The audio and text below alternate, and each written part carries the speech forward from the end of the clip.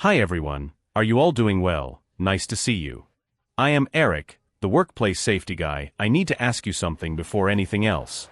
How many times have you walked past a construction site, looked up and seen a worker on a scaffold, a steel structure, or at the top of a building, and simply never stopped to think about what happens if he falls? We normalize that. We walk by, look up, and move on as if it were the most natural thing in the world, as if that man were completely safe just because he looks comfortable up there. But I'm going to give you a number that will change the way you see this forever. In the United States, falls from height are, year after year, the leading cause of death in the construction industry. Not second place. Not third. First. And when I say deaths, I'm not talking about cold statistics in a government report. I'm talking about workers who left home in the morning, had coffee, kissed their kids goodbye, and never came back. According to data from the Bureau of Labor Statistics, falls consistently account for more than 1/3 of all construction fatalities in the U.S. In absolute numbers, we're talking about hundreds of workers killed every year in that sector alone. And do you know what's most disturbing about all of this? The vast majority of those deaths were completely preventable. I'm not saying they were hard to prevent. I'm saying they were preventable with measures that already exist, that are already regulated, that are already required by law, and that still weren't applied. It's that gap between what the standard says and what actually happens in practice that kills people every single day. That's exactly what I'm going to talk about today. I'm going to show you how the United States approaches the topic of working at height, what the regulations require, what OSHA demands, what the ANSI Z359 series establishes, what the recognized protection systems are, and why understanding all of this is not just a bureaucratic matter, but a matter of life and death. Literally. Stay with me until the end, because I'm going to show you details that most people working in this field have never truly stopped to understand. When I started studying American standards more deeply, one of the first things that caught my attention was the way they define, or rather the way they don't define, working at height the way most people imagine. In many countries, legislation starts from a number. Above 2 meters, above 1.8 meters, above a certain measurement, you're working at height and must adopt specific measures. It seems logical, practical, simple. But the American approach is fundamentally different, and when you understand why, you realize it's much smarter than it first appears. OSHA, the Occupational Safety and Health Administration, the federal agency responsible for regulating occupational health and safety in the U.S., does not start from the premise that height is the problem. Height, by itself, doesn't kill anyone. What kills is the fall. And a fall can happen from 1.5 meters just as easily as from 15 meters. The probability of death increases with height, of course, but a fall is already a dangerous event well before you reach elevated heights. So OSHA builds its entire working at height regulation around the concept of fall hazard. Any situation where there is a real possibility of a worker falling from a higher level to a lower level must be controlled. This includes holes in the floor, openings in slabs, unprotected roof edges, trenches, elevated platforms, scaffolds, ladders, and any other scenario where a worker could lose balance and suffer a fall. This shift in perspective seems subtle, but it has enormous practical consequences. When you regulate based on height, you create false comfort zone. The worker who is 1 meter and 70 centimeters from the ground thinks he's outside the legal obligation, even if the floor beneath him is concrete, and a fall there could perfectly well result in severe head trauma. The American approach eliminates that gray zone.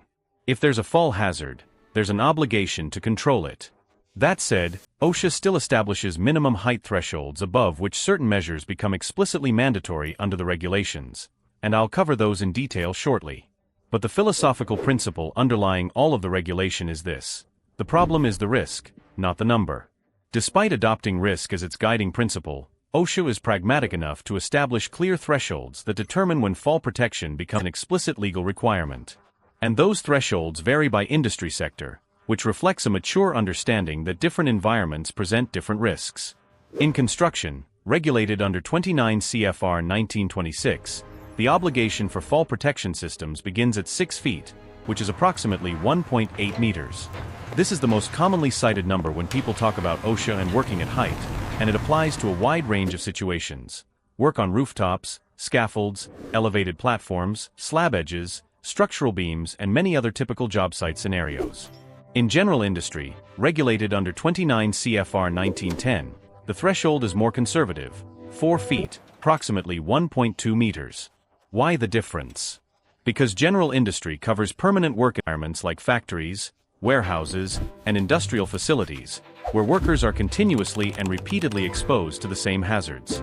It makes sense to be more stringent in an environment where exposure is chronic than on a construction site where conditions change daily. In the shipyard sector, which has its own specific OSHA regulations, the threshold is 5 feet, or approximately 1.5 meters. But I want you to pause here for a moment and think about something important. These thresholds don't mean that below them there's no risk. They simply mean that above them, protection is an explicit legal obligation. A worker who falls from 90 centimeters onto a hard surface can suffer serious injuries. OSHA is not saying that below the threshold you're safe. It's establishing the legal minimum floor of obligation, not the ceiling of reasonable care. This is a distinction that safety professionals need to have absolutely clear. OSHA compliance is the minimum required by law. Real safety frequently demands going beyond the legal minimum. Here I arrive at one of the points I consider most important and most frequently misunderstood about the American approach to occupational safety. OSHA does not treat all protection methods as equivalent. There is a hierarchy, an order of priority, that determines which type of control should be adopted first. This hierarchy isn't exclusive to working at height standards. It permeates the entire philosophy of American occupational safety, but in the context of falls it is especially relevant. At the top of the hierarchy are hazard elimination measures. If you can redesign the work so that it doesn't need to be done at height, that is always the preferred path. Assembling a structure on the ground and hoisting it afterward, using equipment that allows operation from below, automating processes that would require elevated work. Eliminating the hazard is always better than controlling it. When elimination isn't possible, the next priority is collective protection, the so-called passive fall protection systems. These systems automatically protect any worker in the area, regardless of any individual action. The main examples are guardrails, safety nets, floor opening covers, and laterally protected platforms. Guardrails in particular receive quite detailed specifications in OSHA standards. The top rail must be between 42 and 45 inches in height above the walking surface, which is approximately 106 to 114 centimeters. There must be a mid-rail positioned approximately halfway between top rail and the walking surface, and a toe board at least 3.5 inches high, which prevents tools and materials from falling and hitting workers on lower levels.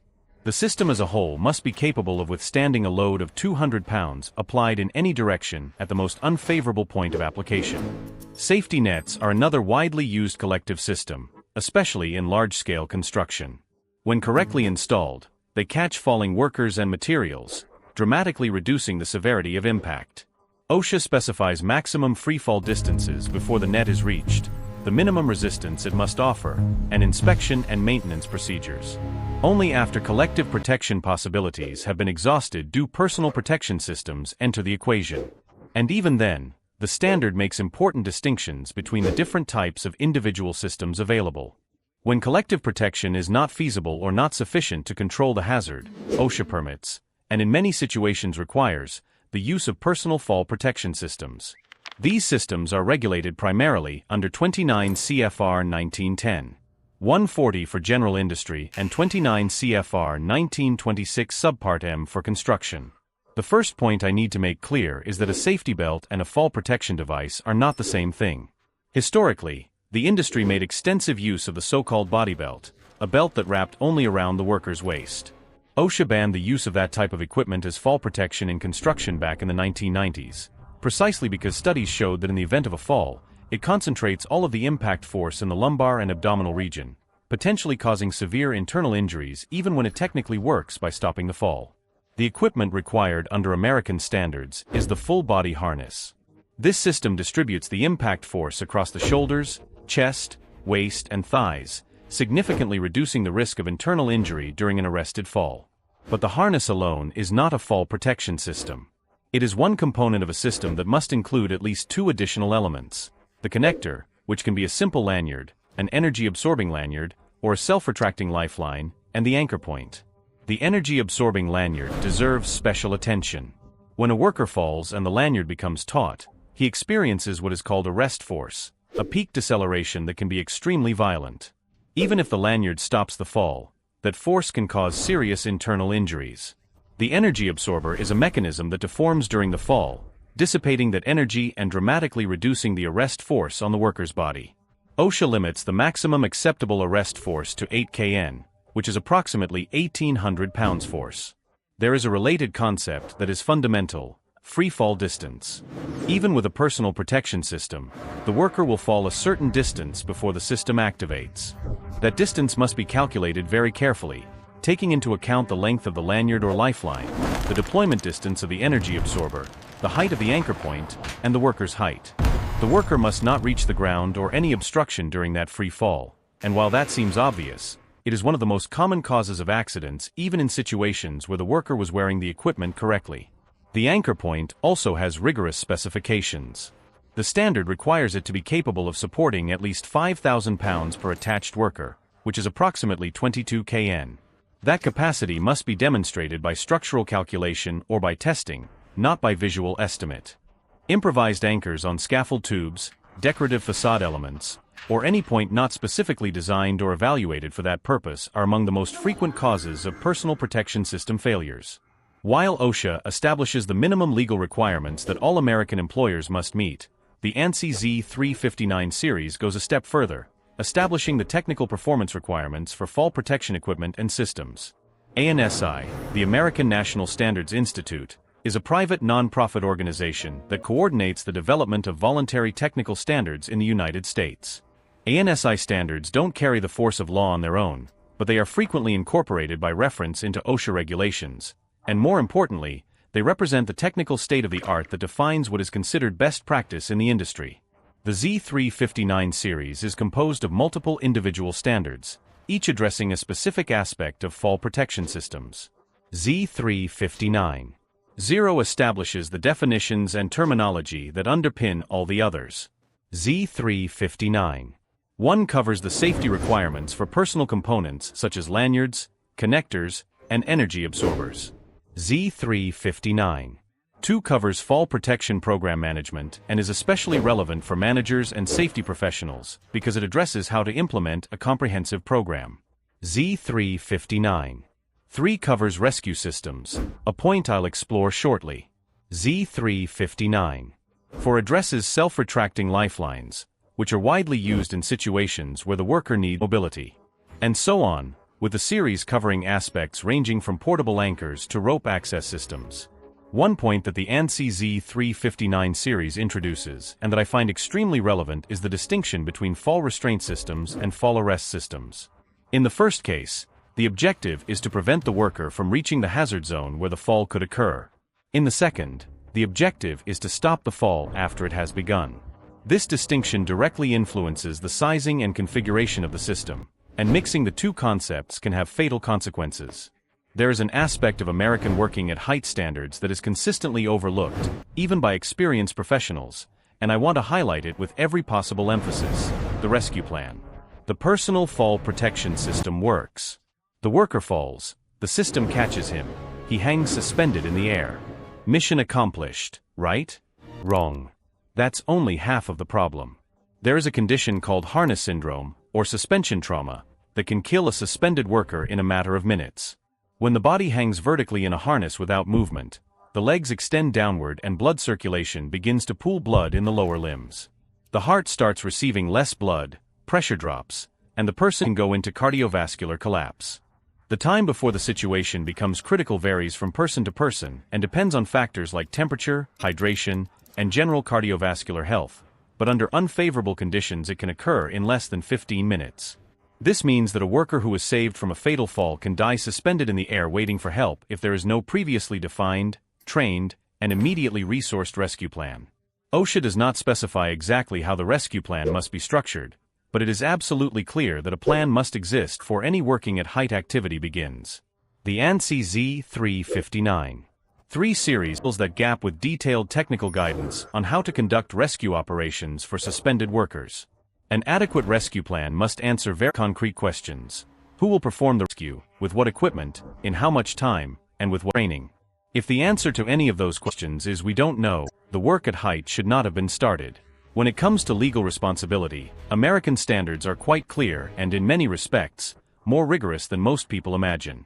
The fundamental principle is that responsibility for worker safety lies with the employer, not the worker. That seems obvious when stated plainly, but in practice we frequently see an inversion of that logic, where the worker is blamed for not wearing the equipment, for taking shortcuts, for ignoring procedures. OSHA is quite emphatic that a worker who is not adequately trained, who is not provided with adequate equipment, or who is under pressure to work in unsafe conditions cannot be the primary party responsible for an accident. The employer has specific, non-delegable obligations. He must identify all fall hazards in the workplace, which in practice means conducting formal, documented risk assessments. He must select and implement appropriate controls within the hierarchy I already described. He must provide, at no cost to the worker, all necessary protective equipment. He must ensure that that equipment is in good condition, appropriate for the specific worker and the specific task. And he must train each worker so that they understand the hazards and know how to adequately protect themselves. On training, OSHA is especially detailed. Training must be conducted by a competent person, which in American standards has a specific technical definition, someone capable of identifying existing and predictable hazards in the work environment, and with authority to take prompt corrective measures to eliminate those hazards. Not just any supervisor, not the most experienced coworker. Someone with demonstrable technical knowledge and real authority to intervene. Training must be comprehensible to the worker. If the worker has limited English, training must be conducted in a language they understand. If they have difficulty with written material, the approach must be adapted. OSHA does not accept the argument that training was offered if it was not effectively understood. And when an accident occurs, or when work conditions change in ways that may introduce new hazards, training must be repeated and updated. I already mentioned the concept of the competent person, and I want to go a bit deeper because it is central to understanding how OSHA expects safety to be managed on a day-to-day basis. In construction standards, the competent person is a figure with very specific responsibilities. Before any working at height activity begins in a given area, the competent person must inspect that area, identify hazards, verify that protection systems are correctly installed and in good condition, and authorize the start of activities. That inspection is not a formality. It must be real, documented, and conducted by someone with sufficient technical knowledge to recognize problems that an ordinary worker might not identify. A guardrail with a slightly loose tube may look adequate visually, but fail catastrophically under load. An anchor point that looks solid may be embedded in a substrate that cannot support the required load. A lanyard that appears intact may have experienced a previous fall and have its energy absorber already deployed, making it ineffective for a second fall. The competent person also has authority to stop work immediately if they identify unsafe conditions. And that authority is not optional, it is a legal obligation. A supervisor who is pressured by production demands to continue work that they have identified as unsafe is in violation of American standards, and that violation carries consequences that can include substantial fines, criminal liability in accident cases, and in more serious situations, large-scale civil litigation. No fall protection system is effective if the equipment composing it is degraded, damaged, or inadequate for the task. OSHA and the ANSI Z359 series establish clear requirements for the inspection and maintenance of this equipment. Harnesses and lanyards must be inspected before each use by the worker themselves, and periodically by a competent person at intervals defined by the manufacturer or the company's safety management program. Visual inspection must cover all components: stitching, buckles, D-rings, connectors, and the energy absorber where present.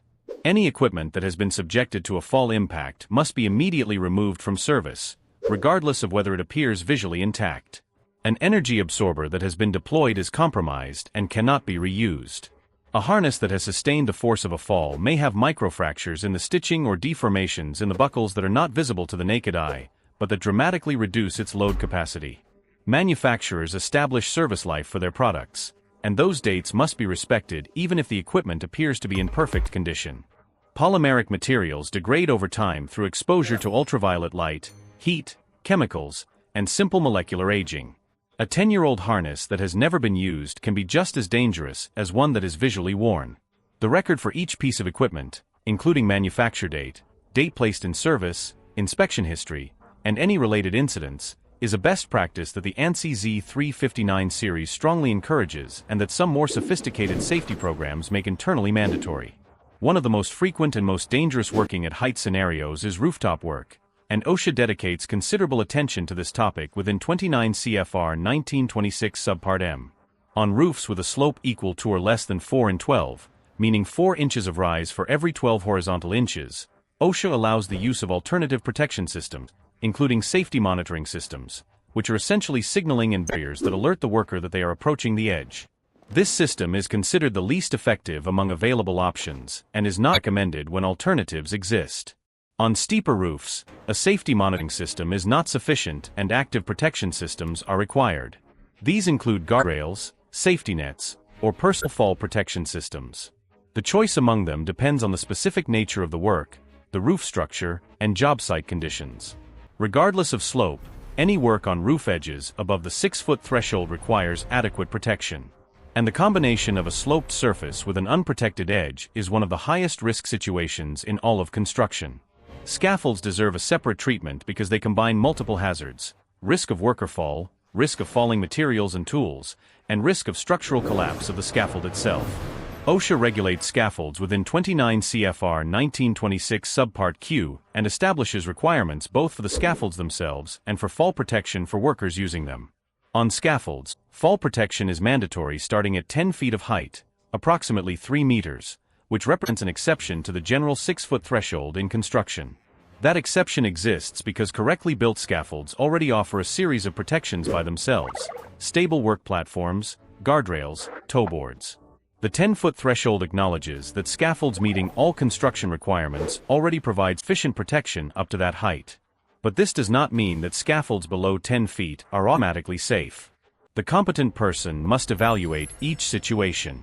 If scaffold is on an uneven surface, near floor openings, or in conditions that increase the fall risk, additional protection may be necessary even below the threshold. It wouldn't be honest to talk about American standards without talking about what happens when they are violated. And the answer is serious consequences, going well beyond a warning or a symbolic fine. OSHA classifies violations into different categories, and penalties vary according to that classification. Serious violations, those where there is a substantial probability of death or serious physical harm, can result in fines of up to $15,000 per violation. Willful violations, those where the employer knew about the unsafe condition and intentionally failed to correct it, can result in fines of up to $156,000 per violation. In cases of fatal accidents involving an intentional violation, OSHA can refer the case to the Department of Justice for criminal investigation. Beyond OSHA penalties, employers who violate safety standards resulting in an accident also face civil lawsuits brought by workers or their families. The compensation in those cases can be absolutely devastating financially for companies. This system of progressive and severe penalties doesn't exist by accident. It reflects a philosophy that worker safety is non-negotiable, and that the cost of violating standards must always be greater than the cost of complying with them. To close with a broader perspective, it's impossible to talk about working at height today without mentioning the transformations that technology is bringing to this field. Drones equipped with high-resolution cameras are increasingly being used for elevated inspections that previously required workers in hazardous situations. Exoskeletons are being developed to reduce the muscle fatigue that increases accident risk.